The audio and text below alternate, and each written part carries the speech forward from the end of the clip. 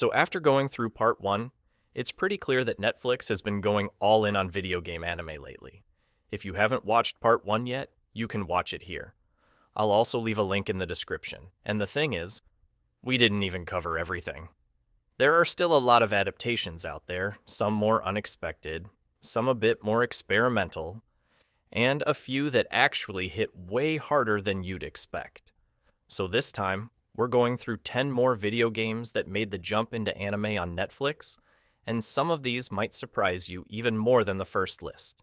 Let's start with one that took a really simple idea and turned it into something completely different. Starting off the list, we've got Angry Birds Summer Madness. Unlike the original games, which were mostly focused on gameplay and short character interactions, the series takes the Angry Birds cast and places them in a summer camp setting while they're still younger versions of themselves.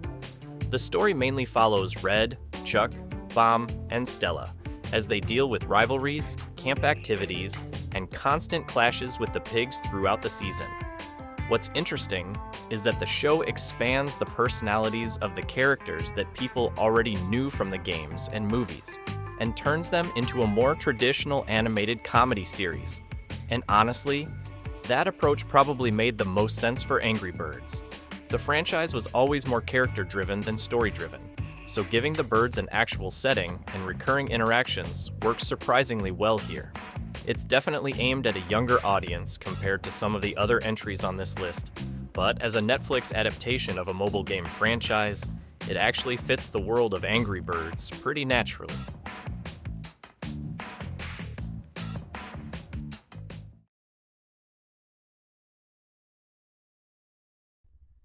At number 9, we've got Monster Hunter Legends of the Guild.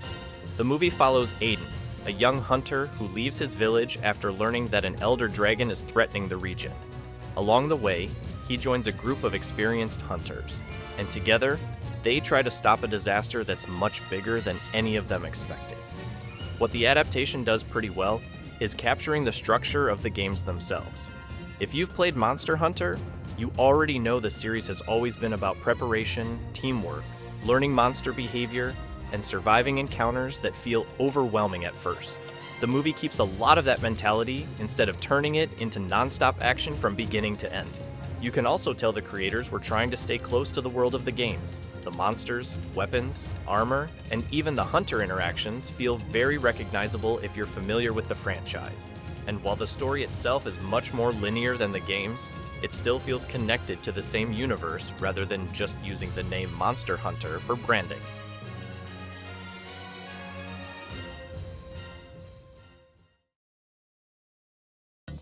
At number 8, we've got Rabbids Invasion. The series is based on Ubisoft's Rabbids characters, which originally started as part of the Rayman games before becoming their own thing entirely. And honestly, the show pretty much keeps the same energy the Rabbids have always had in the games. Loud, chaotic, and completely unpredictable. Instead of following one big storyline, the series is made up of short episodes centered around the Rabbids, causing absolute chaos wherever they end up. Whether they're inside a supermarket, a museum, or somehow accidentally launching themselves into space, the whole point is really just watching everything spiral out of control. What's interesting is that the adaptation doesn't try to suddenly give deep lore or complicated character development to a franchise that never needed it. It understands exactly what the Rabbids are supposed to be, and just builds the show around that absurd humor. And considering how little actual dialogue the Rabbids use, the series relies heavily on visual comedy and exaggerated reactions, which honestly fits the style of the games pretty well.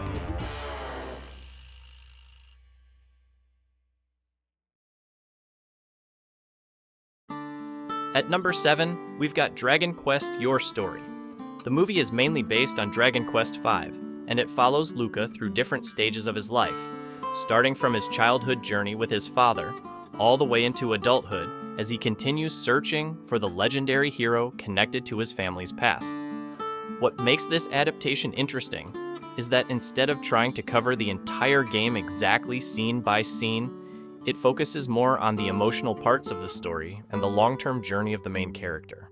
And honestly, That works pretty well because Dragon Quest V was already one of the more story-focused entries in the franchise. You can still recognize a lot of elements directly from the games, too. The monsters, the world design, the music, even the RPG structure behind the adventure. But the movie presents everything in a much more cinematic way compared to the slower pacing of the original game. And even if you've never played Dragon Quest, the story still works on its own as this fantasy adventure about family, legacy, and growing up through different stages of life.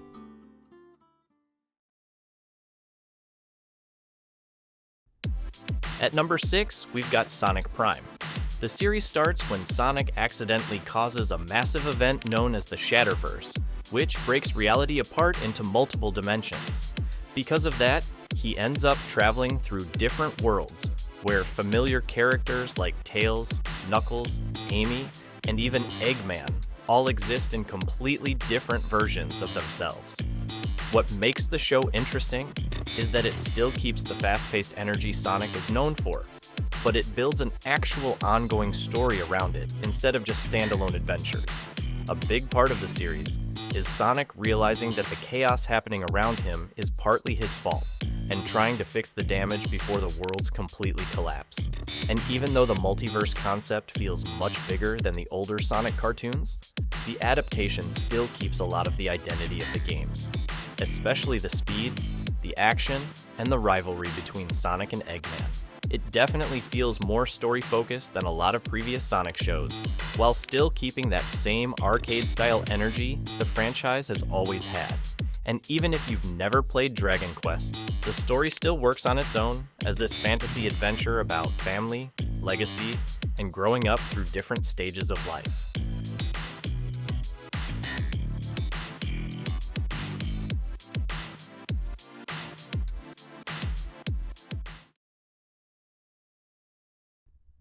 At number 5, we've got Ni no Kuni. The movie follows two friends, Yu and Haru, who suddenly discover another world connected to their own. As they move between both realities, they realize that events happening in one world directly affect the other, and they slowly get pulled into a conflict involving a kingdom, a princess, and a much larger threat behind everything. If you've played the Ni no Kuni games, the connection is pretty obvious right away.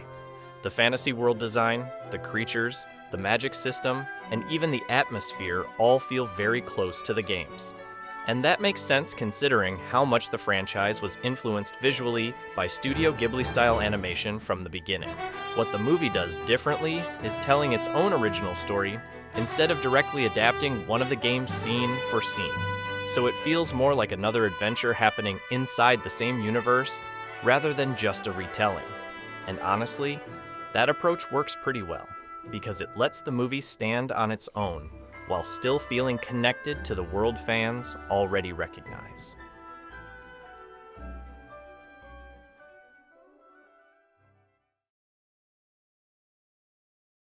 At number 4, we've got Onimusha.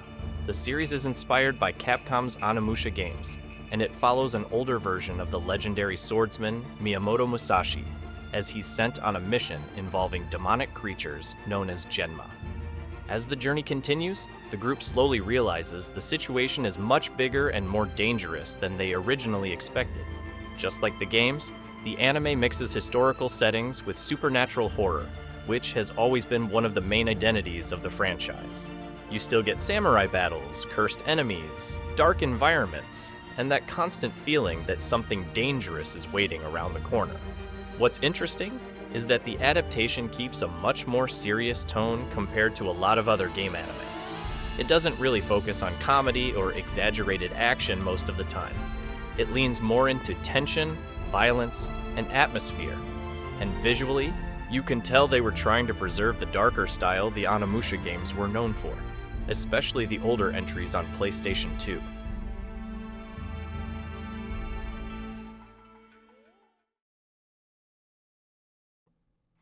At number 3, we've got Pokemon Mewtwo Strikes Back.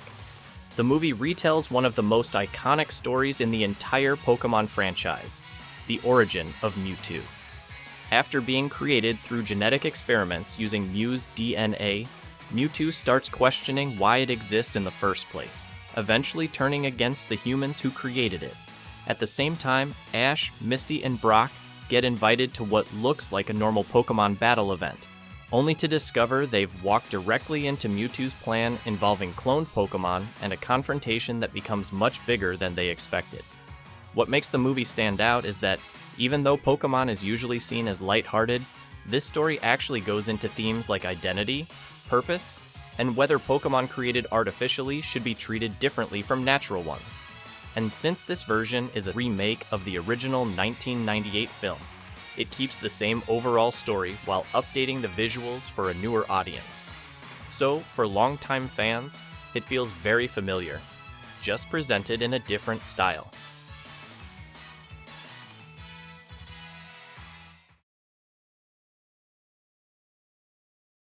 At number 2, we've got Tomb Raider: The Legend of Lara Croft. What makes this adaptation interesting right away is that it directly continues the timeline of the modern Tomb Raider reboot games. So, instead of starting over from the beginning, or doing its own separate version of Lara, the series builds on the character development that already happened across the recent trilogy. The newer games already pushed Lara much further than just being an action-adventure icon. They focused more on her surviving dangerous expeditions, dealing with loss, and slowly growing into the version of Lara Croft people recognize today. The anime seems to continue that exact idea, showing a Lara who's already experienced a lot, but still hasn't fully escaped the consequences of everything she went through. The story itself follows Lara as she gets pulled into another dangerous mystery involving stolen artifacts and ancient secrets, which obviously connects back to what the franchise has always been built around: exploration, mythology, hidden ruins, and surviving places most people would never even enter. And visually, the adaptation feels much closer to the darker reboot games than the older versions of Tomb Raider. The environments look more grounded, the action feels more intense, and Lara herself feels more human compared to the almost superhuman image she had in the early games. What's also interesting is how naturally Tomb Raider fits into animation. The games already felt cinematic for years, especially during the reboot era, so turning that into an animated series actually makes a lot of sense. It gives them more freedom with large-scale action scenes and environments without losing the atmosphere the games are known for.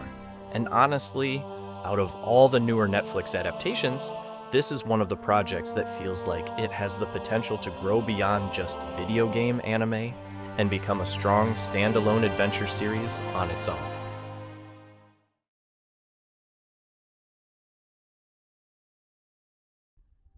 And finally, at number 1, we've got Resident Evil Infinite Darkness. Out of all the adaptations on this list, this is probably one of the ones that feels the closest to the actual games, especially if you've been following the Resident Evil timeline for years. The story takes place after the events of Resident Evil 4 and follows Leon Kennedy and Claire Redfield as they get pulled into another bioterror incident connected to government conspiracies, military secrets, and a new outbreak. It begins with a cyber attack on the White House, but the situation escalates very quickly once infected creatures start appearing, pushing everything into classic Resident Evil territory. And what makes the series work is that it understands the balance the games usually try to maintain. It's not just horror, and it's not just action either. It sits somewhere in between. You still get the political tension and investigation side of the story, but at the same time, there are moments that feel directly inspired by the survival horror atmosphere the franchise became famous for. The adaptation also stays very close to the visual style of the modern games. The CGI character designs, environments, and creature effects all feel like they belong in the same universe as the recent Resident Evil titles, which makes the transition into animation feel surprisingly natural. What also helps is that Infinite Darkness doesn't feel disconnected from the source material. A lot of game adaptations end up feeling like alternate universes or loose reinterpretations, but this actually feels like another chapter happening inside the same world fans already know. And because of that, it ends up feeling less like a Netflix anime based on Resident Evil, and more like an actual Resident Evil story that just happens to be animated.